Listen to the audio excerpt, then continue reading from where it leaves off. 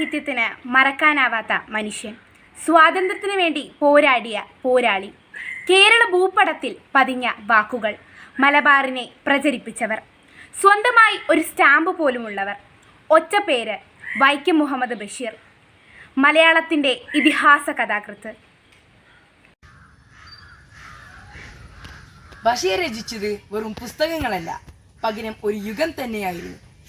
അക്ഷരങ്ങളെ കൊണ്ട് മായാജാലം സൃഷ്ടിച്ച വ്യക്തി, അതാണ് ബഷീർ.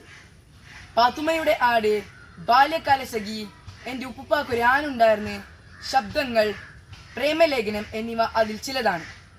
ഒരിക്കലും മറക്കാത്ത, ഒരിക്കലും മരിക്കാത്ത ബഷീറിയൻ കൃതികൾ. നന്ദി. ബഷീർ ഒരിക്കലും മറക്കപ്പെടേണ്ട വ്യക്തിയല്ല. മലയാള സാഹിത്യത്തിൽ നോവലുകളുടെ മറ്റൊരു വശം ബഷീർ നമ്മെ കാണിച്ചു തരികയാണ്. ബേപ്പൂരിന്റെ സുൽത്താൻ വായനക്കാരെ തിരഞ്ഞെടുത്തത് തന്റെ ഭാഷാ ശൈലിയിലൂടെയാണ്. ഇതുവരെ ആരും തിരഞ്ഞെടുക്കാത്തൊരു വഴി. അതൊരു വിജയമായിരുന്നു. മലബാറിന്റെ തനതായ ഭാഷാ ശൈലിയിലൂടെ നമ്മെ അമ്പരപ്പിച്ചു, നമ്മെ വായന ലോകത്തേക്ക് ക്ഷണിച്ചു. പുരസ്കാര നിറവിൽ ബഷീർ മുൻപന്തിയിലായിരുന്നു. അർഹതപ്പെട്ട അംഗീകാരങ്ങൾ, പകരം വയ്ക്കാനില്ലാത്ത എഴുത്തുകാരൻ, സ്വന്തമായി ഒരു അവാർഡ് അടക്കം. ഒരു മനുഷ്യന് സ്വീകരിക്കാൻ കഴിയുന്നതിന് പരിമിതിയില്ലെന്ന് തെളിയിച്ചു.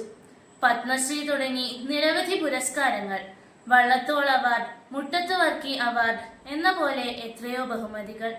എത്ര കിട്ടിയാലും പൂർണ്ണമാവാത്ത ഒരു മായാജാലക്കാരൻ. ഭാഷാ പരിജ്ഞാനം കൊണ്ട് സാഹിത്യ ലോകത്ത് പുതുയുഗം സൃഷ്ടിച്ച ഒരു വ്യക്തിയെ മറക്കൽ സാധ്യമാണോ?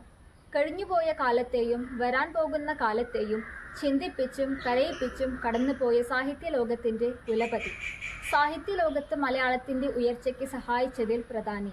ബഷീർ എന്ന് കാണുമ്പോൾ തന്നെ അതിലേക്ക് ചാടി വീഴുന്ന ഒരു സമൂഹത്തിൽ നിന്നും ആരാണ് ആ മനീഷി എന്ന ചോദ്യത്തിലേക്ക് എത്തിയിരിക്കുന്നു. മാറ്റം അനിവാര്യമാണ്, നമ്മുടെ കടമയും കൂടിയാണ്.